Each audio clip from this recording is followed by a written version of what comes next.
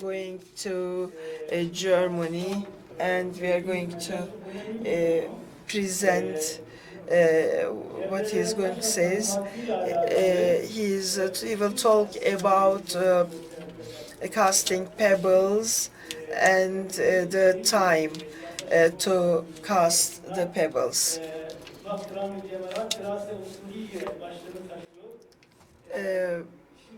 So we are listening to Dr. Hanafi. بسم الله الرحمن الرحيم الحمد لله رب العالمين الصلاة والسلام على إمام حضرة المسلمين اللهم صل وسلم وبارك على سيدنا محمد عليه وعلى آله وصحبه أجمعين وبعد فأجدد الترحيب والتحية والشكر والدعاء للقائمين على أمر هذا. Distinguished participants, my prayers are with you on that beautiful occasion of International Hajj Symposium. I would like to thank distinguished chair of the session for allowing me to address. Yes, being the last speaker of the session is a challenge, and I'm also limited with time. I'm aware of that, but this is a complex issue. I might actually need a little bit longer time, and I'm also aware of the interpretation. It will be interpreted into Turkish, and with the permission of Allah, we will be able to do that. May that be easy for all of us. My actual focus in this presentation is about stoning the devil procedures. In stoning the devil and also staying there overnight issues, the sacrificing, especially this tashrik, the staying overnight. When we look at faqih, and also when you look at modern times, the timing of stoning the devil is inspired by the practices of Prophet.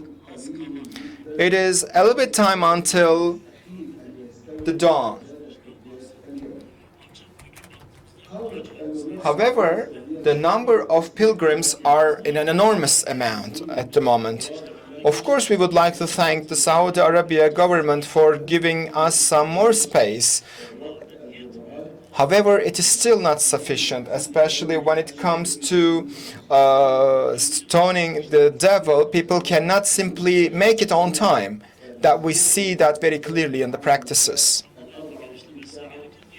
Therefore, the time allocated for stoning the devil should be also widened so that people can have more time to be able to do that. Of course, there are different fatwa with regard to that, with regard to pilgrims, and when we look at the majority opinion, stoning the devil, if it is done after sunset, it is not in line with the Sunnah.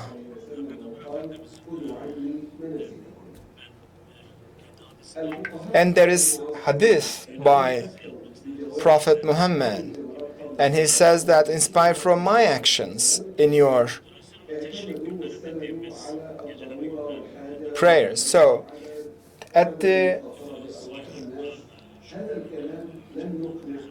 when you think about big numbers, it is still hard to reach the consensus between religious authorities. Stoning the devil during Hajj duty is one of the important components that you have to perform, because it has a big place in the hearts of people to be able to perform this ritual. It's an important aspect of Hajj duty. It's a significant duty. However, the timing is problematic given the big numbers of people who have to do that in that given very little window of time. In my presentation, I would like to specify what other opportunities, what other options are available, because we need to widen our perspective so that people can actually enjoy fulfilling their duties. There should be more space, and more time. Because when we look at the practice of our Prophet, there are certain times saying that it is not possible to do that either before or after certain time intervals. However, there are 7 principles that we need to fulfill.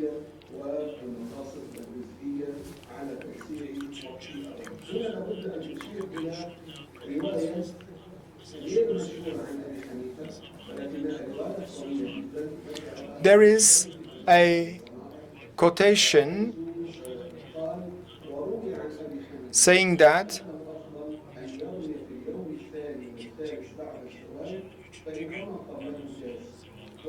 after Zawal it says the second day and the third day.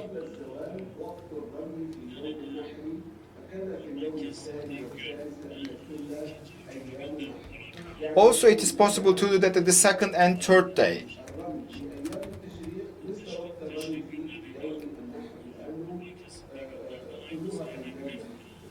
So, sacrificing day and staying overnight, that this can be also another time to be able to do that. The third day of Tashriq and the fourth day is also possible before Zawal. These are all valid timing according to Abu Hanifa. Again, when we look at Ibn Abbas hadith, the last day of Tashriq, it says daytime. It doesn't say after sunset. And he says, I heard that personally from Prophet. Therefore, the last day of Tashriq can also be allocated for this ritual.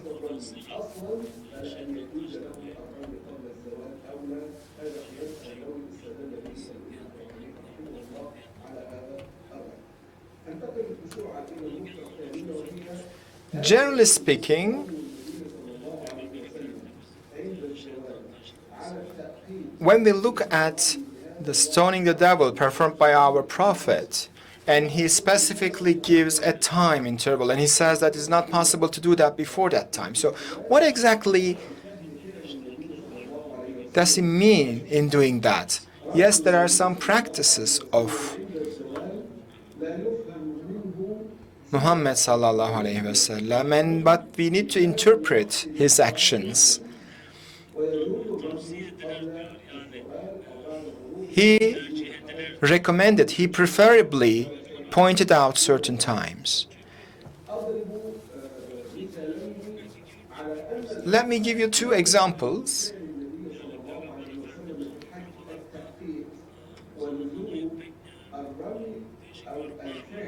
There are different interpretations with regard to timing that he pointed out.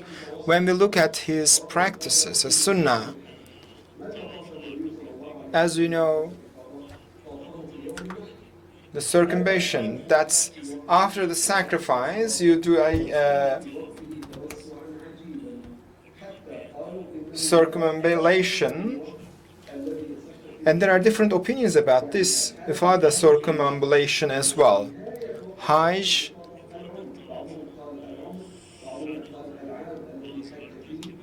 some people say that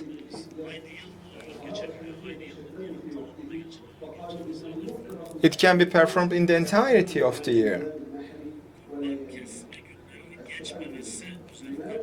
And people are talking about it should not be exceeding the time frame which the people perform their sacrifices.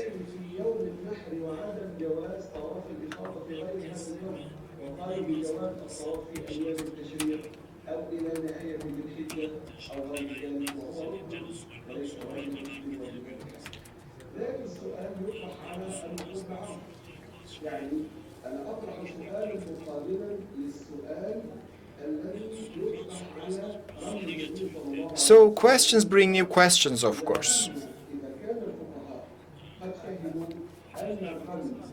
Faqih, for the faqih, if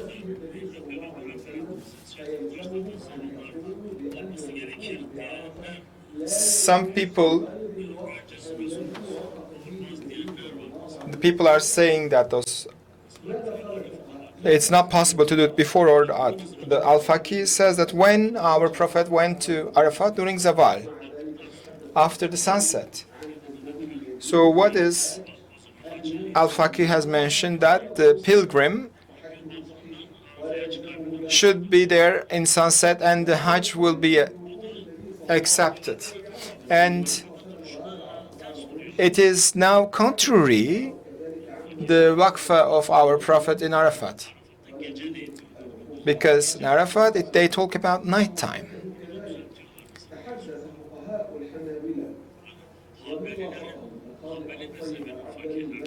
When you look at the Al-Faqih of Hanbali sect, it says that Arafah waqfa starts from the sunrise until the sunrise of the next day. That's the timing of our Prophet.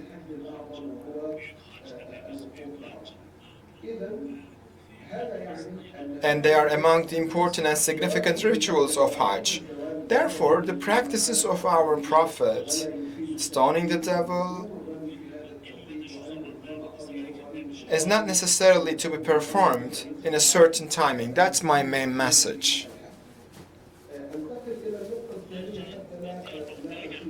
Let me point out another issue without taking further ado. The procedural scholars are having differences of opinion with regard to what is wajib, what is mubah, and what is the difference in between, what is preferable, what is mubah, what is wajib. When you look at the Hanafi, they're based on the practices, very practices of our Prophet when it comes to stoning the devil. When we look at the act of stoning the devil itself, the timing by the Prophet is actually creating a consensus among different consensus. There are some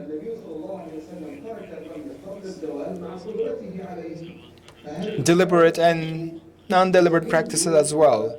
People are talking about stoning the devil before Zawal. It is also arising from a necessity.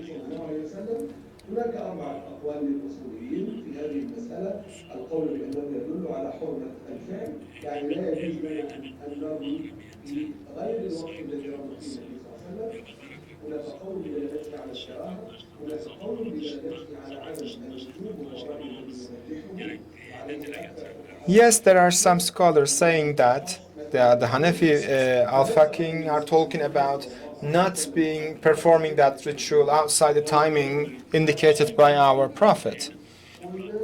When our Prophet stopped doing an act, we should stop doing that as well.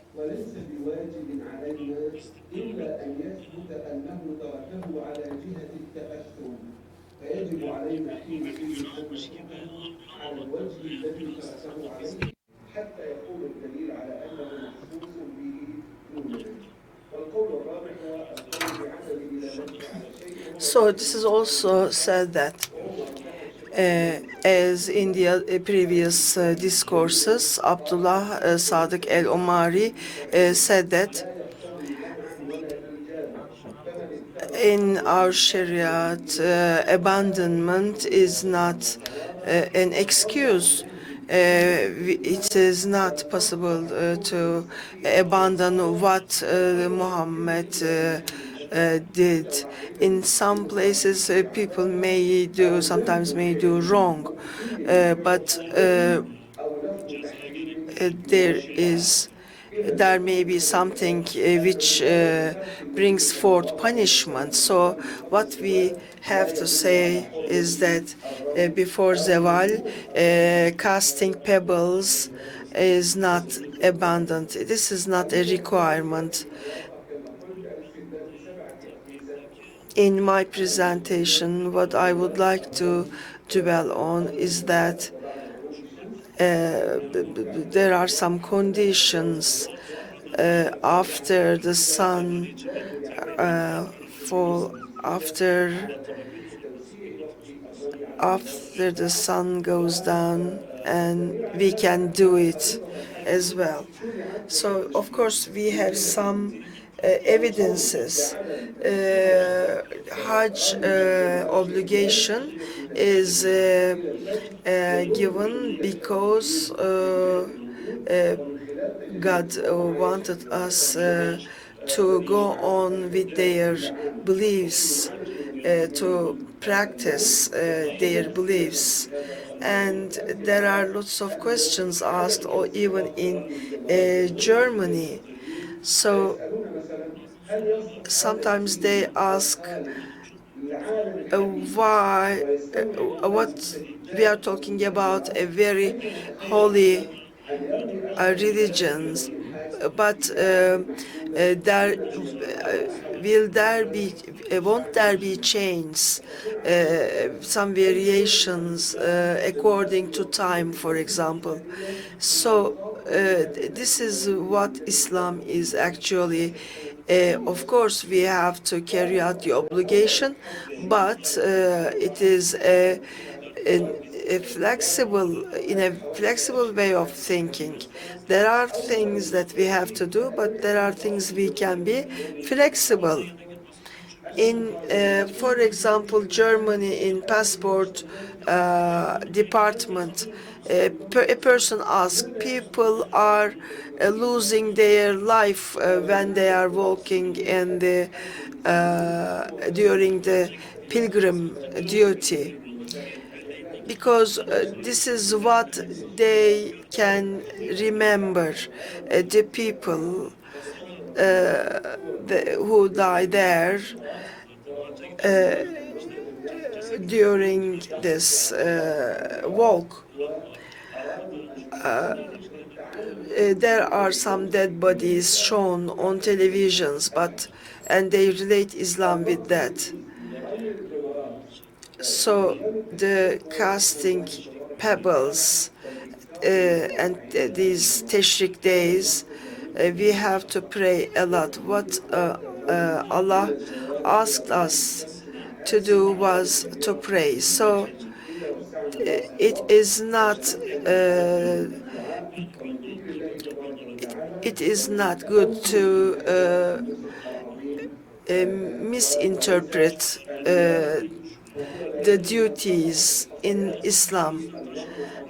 Sometimes a person can cast a pebble, but they also ask if the target is reached.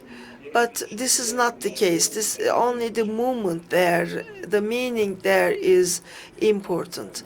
So thank you very much for listening to me. The Fatwa Assembly member Khalid Hanafi, we would like to thank you for your presentation.